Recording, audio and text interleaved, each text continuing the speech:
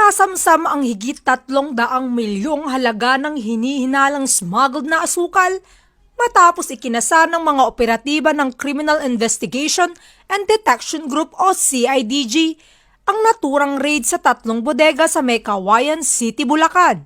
Sa inilabas na investigasyon, aabot sa 95,568 na sako na imported na asukal ang nadiskubre ng mga otoridad sa loob ng 3 bodega sa isang industrial park sa Barangay Perez ng nasabing syudad.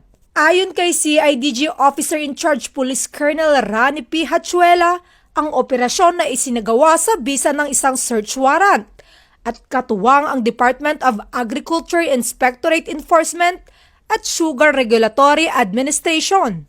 Dagdag nito ang pagkakasabat sa napakalaking halaga ng asukal ay isang malaking hakbang upang pigilan ang hoarding at economic sabotage sa ating bansa.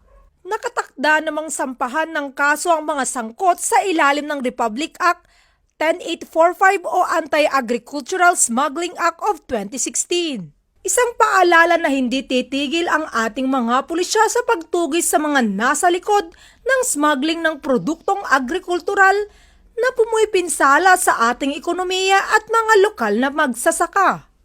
Mula dito sa Central Luzon, ang inyong PNN correspondent, Police Corporal Giselle V. Rivera, alagad ng batas, tagataguyod ng Balitang Pulis.